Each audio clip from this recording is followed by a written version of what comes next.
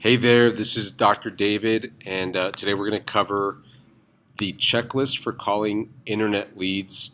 This is specifically for the first and second calls. So there's going to be three sections: before the call, during the call, and after the call. We're going to go through this checklist, and this is for the first and second call. So I'll show you how it changes for the third call and beyond. But just to give you a quick overview of how this works, let me show you why I mean outbound calls. So when you think about inbound versus inbound calls are people calling us looking for physical therapy services or to see what we do. And outbound calls are for people that request our information, like this ebook right here, 35 frequently asked questions about physical therapy, or any of our other three books here. They will get called by us. So that would be an outbound call. So just to show you what that looks like how they would get into us having call them, they'd be clicking on one of these ebooks, and my form doesn't load very good on my laptop here, but here they type their name, and you can't see it at all very well here. But down here is phone number, so name, email, and phone number.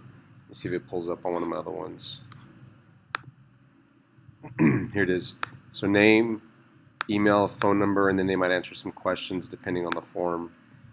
Here's this one here. Name, email, phone number. What concerns you most? And there's one there. And I have other forms for these types of things. The thing is, if you want to get an ebook, say you're somebody from the public and you want to get one of our ebooks, you have to give us your email address and phone number. And the reason for that is because we're handing out free medical advice, and although it's not considered treatment by us, we just want to follow up and make sure that they're not doing anything absolutely crazy. Plus, they're interested in us, so it's a way for us to follow up with these people and potentially turn them into a paying client that we could seriously help, so that they're not dealing with their back pain, knee pain, or neck pain, or whatever it is we're seeing them for. So that's how we get our phone numbers and names for people to call outbound. All right, so we'll go through the scripts later on. This is just a checklist. So before the phone call, here's 4 items that you need to have checked. Of course, be at your computer, be ready to take notes, and the notes don't have to be taken in Infusionsoft, but take notes somewhere you feel comfortable. It could be by hand on pen and paper or something like that, but you're going to transfer it into Infusionsoft. At some point, right after the call, you need to transfer it into Infusionsoft, because what you're going to do is share that note entry, and I'll show you how to do that here in a second. Share it with me, and I'll get a notification so I can see the notes, because I want to see what's going on with that, so I can make tweaks and adjustments to the system, or so I can help train you better, or so when that person eventually converts, I want to know, how long we've been talking to them online and the phone and all that stuff, so I can keep tabs on them. And then before the call, make sure that you review the script, which you'll get in an email. Infusionsoft will automatically send you an email that has the entire script that you need to talk to this person. So before you even call, make sure you'll have the task to call them, so you'll know who to call and all that, and call them that day that you get the task. And then make sure you look at the script, just so you know, because there's different scripts out there. They're not all the same. They're similar, but they're tweaked for different types of ways that they came into us. Like it may be for knee pain, it may be for back pain. Sometimes it's if we got a referral for them, like a prescription from a doctor, that's a different script as well. And then what you want to do is check the scheduler and have a few times written down that you might offer, just in case you can book a discovery visit. So what that means is go to full slate in our case, and like today is November the 13th. So I'm going to look later on in this week, and I'm just going to say, okay, we have some times on, that's too soon. Today's Monday. We want to be at least 2 to 3 days out. So we have a spot here and a spot here and some spots here. So I'm just kind of familiarizing myself. I might offer this person, if they're a West Sider, like 10 a.m. on Thursday or 5:30 on Thursday, or I'll look at next week as well if they want an East Side appointment. We could do Monday morning at 9, 10. This is Thanksgiving, so we're not going to be open that day. We could do on the West Side these times. So just kind of have in mind some times. Just take a glance at the scheduler. All right, so now you're going to make the call. Have the script in front of you and make sure that you follow it. Now, about following it, I just mean like make sure you cover all the talking points. It doesn't need to be in order, but just make sure you ask all the questions. There's some big questions that we need to ask them. And the goal is to follow the script 90% or better. Let me just show you an example of the script right now, just so I know that you know what I'm talking about. Let's see, it's going to be one of these. All right, so here's an example of a script here. So this is a task notification. You'll get an email that looks like this. It'll show that it's assigned to you. It'll have the person's name, their phone number, all the pertinent information. So then here's like the title. So this is the second post-discovery visit follow-up phone call. And here's an important note: only make this call if they are not scheduled in for the evaluation. And this is cool because remember this guy's name. Right now it's 2 in the afternoon on November the 13th, and he came in this morning, so no need to call him back. So you would skip that one, but you would go in and mark it as done in Infusionsoft, and actually we need to take him off this this list if we're still getting these emails. I think this might have been, yeah, this is from today, so we need to fix that problem. Anyways, so make sure that you follow about 90% of the script. Oh yeah, I was going to show you the script. Sorry about that. So here's what the script looks like. So it'll say, smile, get excited. Hey Jimmy, you say your name. It's Gabby from El Paso Male PT. It's David from El Paso Male PT. How you doing? I saw you had a discovery visit, and so you just go through here where it says do not say anything. That's right after an important question. Do not say anything. So those are the important questions. And then it's got instructions for you. So that's the script. So make sure you review this before the call, and that's what you'll be following 90% or better. And what I mean by 90% is like it's okay to throw in your own flair. Add your personality into it for sure. You can tweak a little bit of the words here and there, but we want to get the point across. And we'll train on this so I can make sure that it's you're hitting the target. You're doing the calls the way they need to be done, and adding your personal flair to it. Now, the conversation, just kind of the big overarching goal, is to focus on two things: their problem and developing a relationship. And really, these aren't in any order, but if I had to prioritize one, it would be developing a relationship. Just get to know them. The questions are going to reveal their problem, but connect with them. You're trying to build some chemistry, not in a romantic way, but you're just trying to make a friend out of this person, essentially, and building a relationship is a big deal. Here's an important point: avoid giving out pricing info. And here's what I want you to do. So most people will ask at some point if we take their insurance, and we're going to redirect the conversation back to their problem with questions like this. They'll say, well, do you take Blue Cross? And you'll say, well, what have you done for your problem? Or can you tell me more about your problem? You could say, well, I'd be happy to give you that information, but can you first tell me more about your problem? Do you take United?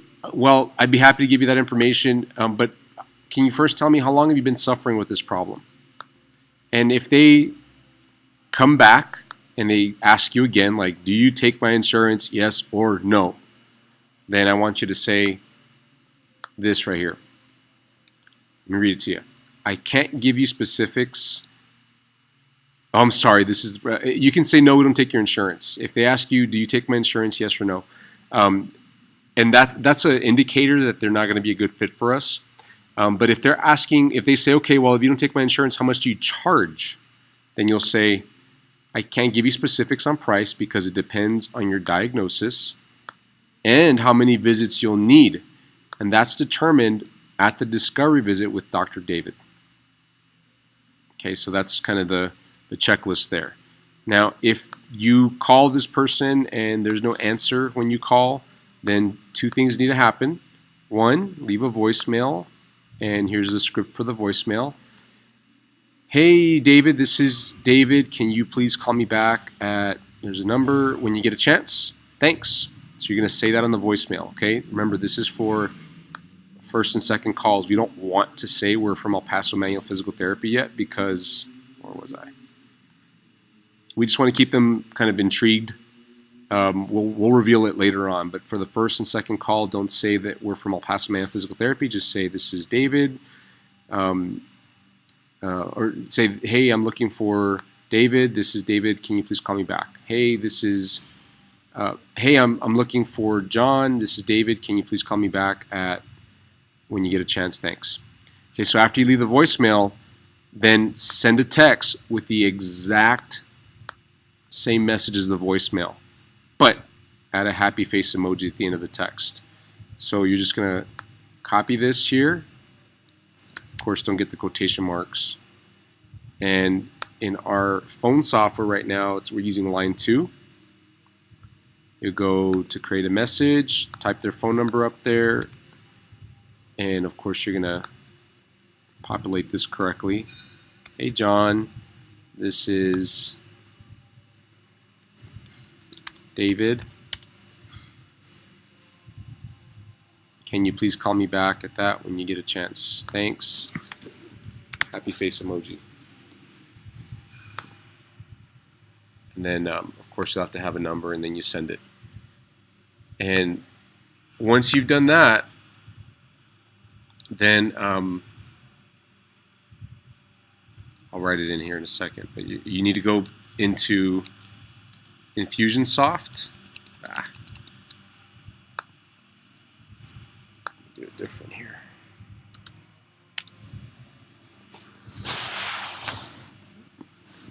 And mark the task as done. So you can find tasks, or you can type that person if you want. Like, let me go to Jimmy.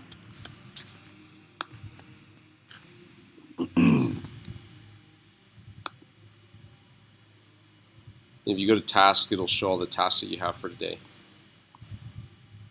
And so here's a follow-up call. And so what I'm going to do is click on this. And here's how you mark a task as done. Like, let's say you called and you just left a voicemail, or you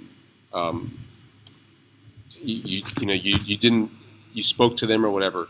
You're going to type a completion date. So we'll say it was today, and then notify immediately. Click on me, and then hit save. Okay. That just lets me know the task was done. Let's say you had a phone conversation. Then I want you to go down to notes here. Add a note. You had a call. Spoke to Jimmy. And then just write some quick details, like a summary, like said he's getting a prescription tomorrow, or you wants to talk to Dr. David first, said he'll call us back, whatever. It just needs to be like a sentence or two, and then you're going to type in my name. I just need to get the point about what happened on this call, and then you'll hit save, and it's done. And then what happens on my end, I get an email. Reload. I'll get an email that's a notification right here. It's might take a minute to load. No, not going to load. I'll check back in a minute. So I need to notify it. Oh, there it is. After the call, finish and save any notes. Use the notification feature, which I just showed you. Mark the task as complete in Infusionsoft. Great. Now, if you've got a bad number, let's say this is the first follow-up call or maybe even the second call, and when you call them, it doesn't go anywhere, like it's a wrong number, like you're calling for somebody, like you're calling for Jimmy or John, and um, Liz answers, and Liz is like, I don't know, John, I don't know what you're talking about. So what you're going to do is use a tag in Infusionsoft. You're going to have to go to their name. Let's see if it loaded. No, it didn't load. Oops. Go to their name, and you see how it says tags here? You're going to add a bad number tag to them.